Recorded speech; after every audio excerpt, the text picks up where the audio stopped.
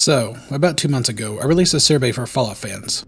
This survey covered a variety of topics, from opinions about the games and how they utilize certain elements, to opinions about the fandom itself, and even the relatively recent acquisition of Zenimax and Bethesda by Microsoft.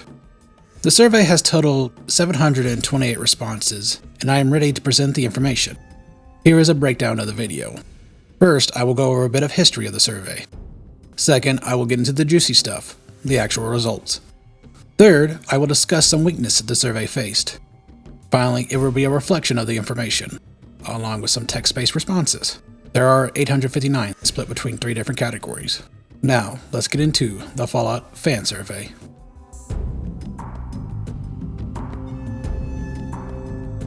My very first video on this channel was, Why do Fallout fans hate each other? This was a video where I discussed my purely anecdotal observation of the Fallout fandom. It got over 41,000 views at the time of this audio recording. But even before I made my channel and posted that video, I always intended to have a follow-up to it, one that went for something more of an evidence-based approach, and for a couple of reasons. 1, I thought it would make for a fascinating video, and 2, because I wanted to see just how far off the margin I may have been. For context, as there's a chance you had not originally seen the video in question, I had 3 different factions. Classic Fallout fans, fans of Fallout 1 and 2, post-classic fans, fans of 3 and New Vegas, and modern fans, fans of 4 and 76. I felt that the post-classic fans and modern fans got along much better than the post-classic and classic fans. However, my desire to grab evidence grew as I saw more and more division between 3 and New Vegas fans. And as my channel also began to grow, I felt I finally had a good enough following to release the survey and get responses. So that's what I did. I released it to a few communities over a period of time, and ran the survey from August 23rd, 2021 to October 15th, 2021. There's no significant reason for the time frame, it's just how it went. Now, the results. Of the 728 responders, 45.1% stated to not be part of any Fallout community, 42% stated to be part of the Fallout subreddit, 2.5% stated to be part of No Mutants Allowed, 5.9% stated to be part of the Fallout Steam community, 10.1% stated to be part of a Fallout Influencers Discord server. On the chart it says differently due to me changing the wording of an answer. There were some typos, and rather than updating the answer, Google Forms decided to make it a separate answer. Really silly. 4.5% stated to be part of the Fallout Twitter community. The rest gave an other option, which ranged from being part of the Fallout Wiki community and Facebook groups, definitely something I should have put down, and some specific Fallout YouTubers content.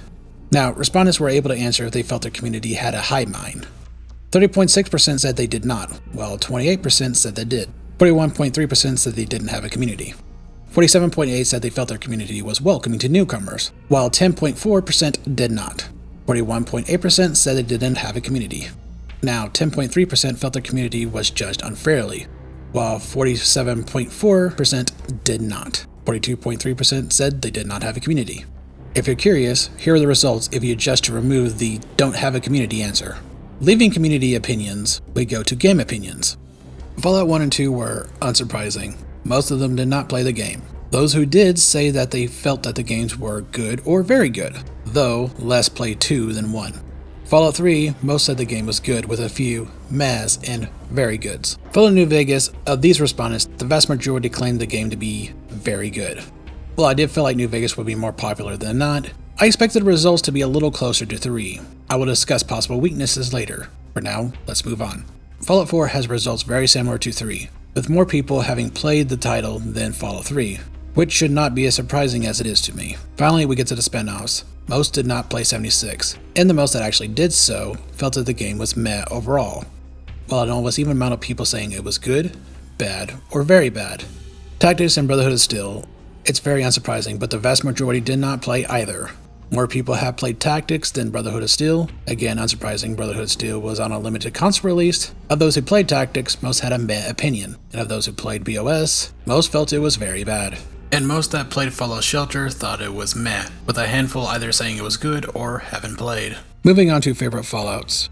It's unsurprising going from the previous question, but of the respondents, the majority had Fallout New Vegas as their favorite, with 62.5%. The second closest was actually Fallout 4, with 14.8%. Which is surprising to me. I expected that to be Fallout 3, but Fallout 3 took 10.2%. Fallout 1 had 4.5%, and Fallout 2 6.2%.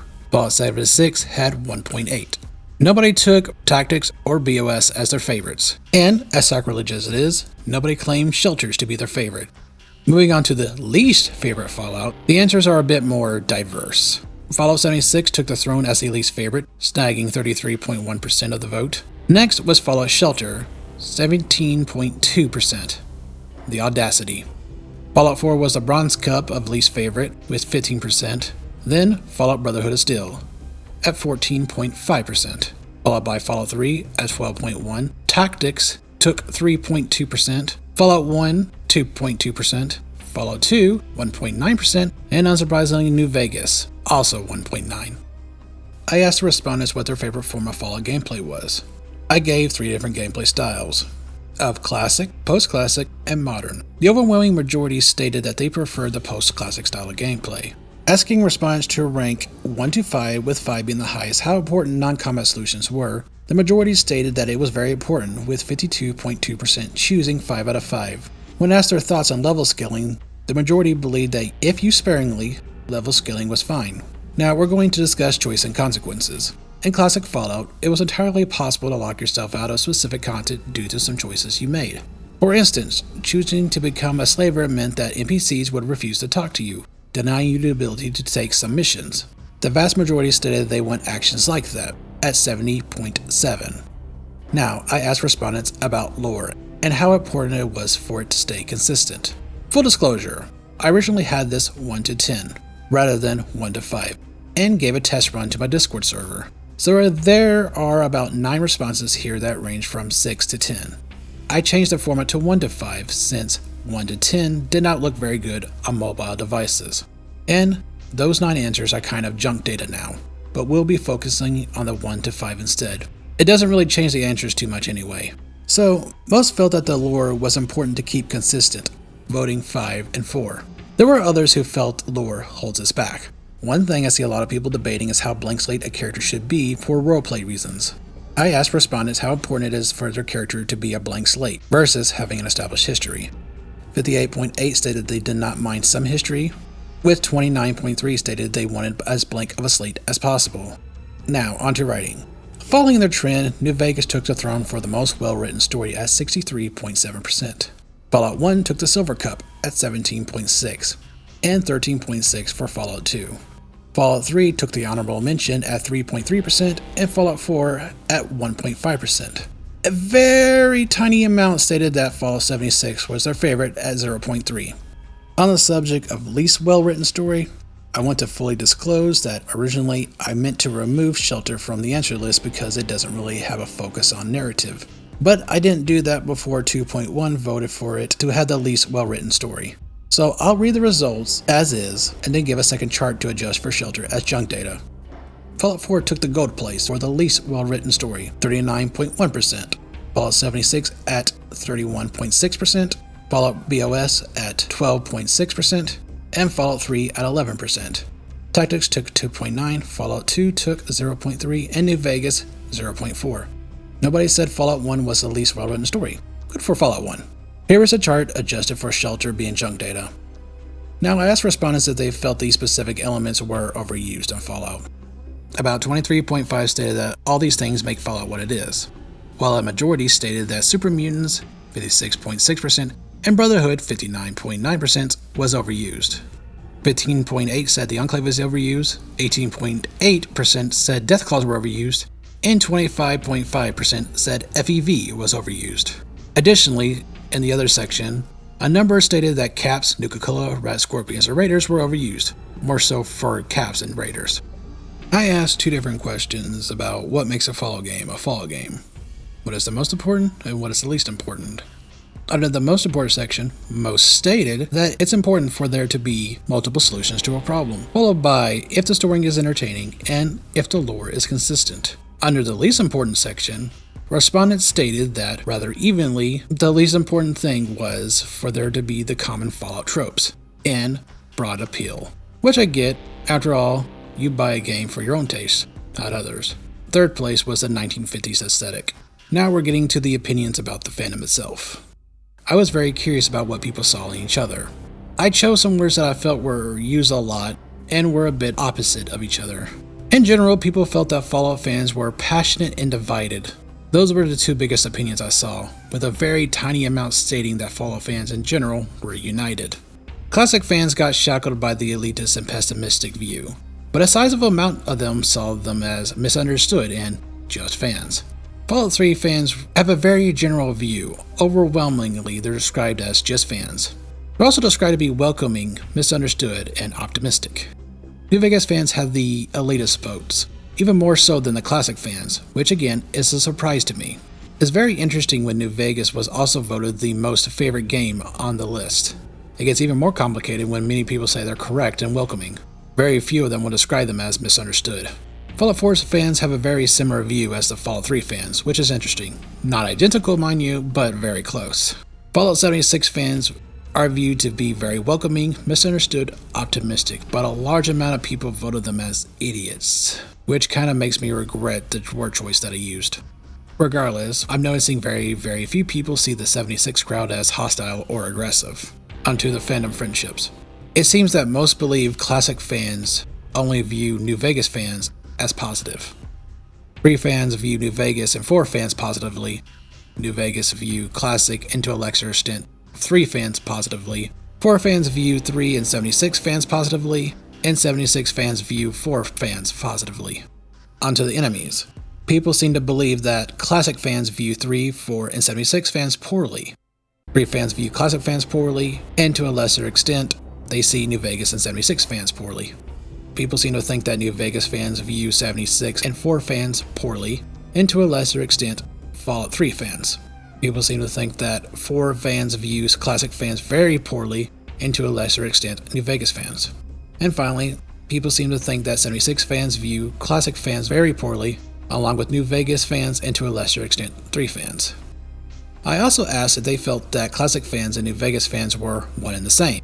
The information here looks really wonky, but like the community question, I changed that answer, and it divided the information. Here's it readjusted since it's meant to be the same thing.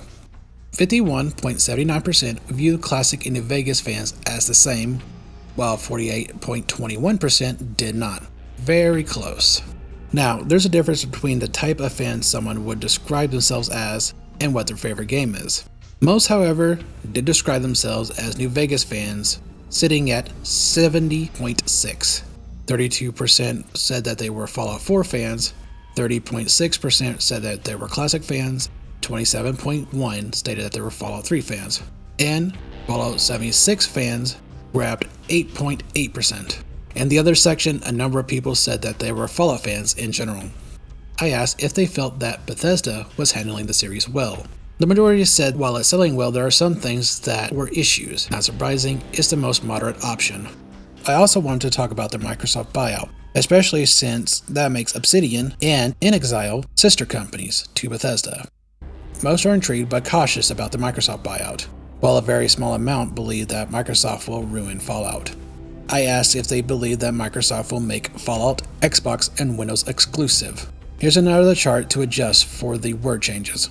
The majority did not believe Microsoft will make the next Fallout game exclusive, though it's fairly close. I asked if such exclusivity came to pass, would they support it? 47.3% said they would not support it, while 43.4% said they wouldn't really care, and 9.3% said they support it. Finally, I asked if Microsoft should give Fallout to Obsidian, because I see the sentiment a lot. It's actually pretty even bar one answer. 34.4% said they didn't care as long as the game was good, 33.9% said no, but they wouldn't mind Obsidian making the odd game here and there. 31.3% said yes, they'll handle the franchise better than Bethesda, while a very tiny amount, 0.5%, said no, Bethesda makes better games. Now, let's discuss the problems I faced. I think one obvious problem was my lack of experience with Google Forms, causing me to change the writing of some answers, with the expectation that it would simply update. Since that didn't happen, it caused me to make a number of corrections externally. I get why it does this though, despite the fact that I think it's a little silly. Data manipulation is a serious concern. The biggest problem, however, I fear is the potential bias. A lot of the answers I got are from my own followers. I posted this on Twitter and didn't get very far, despite some people sharing it. I also posted this on our Fallout, and while I got about 100 people to add their own responses, I got banned and the post got taken down. This means that it didn't get to reach as wide as an audience as I hoped. In addition, due to Google Forms being used, there was quite a few people who didn't want to fill it out, as it required people to log into their Google accounts. So a lot of the answers I got are indeed from the Fallout YouTube space. And while I try to be unbiased in my own works, there is a possibility that bias still exists. After all, according to Steam, and again this is just Steam, Fallout 4 is the most played Fallout title, by a long shot, with Fallout New Vegas in a distant second. These are two data points that are quite opposite of each other, aren't they? So, reflections.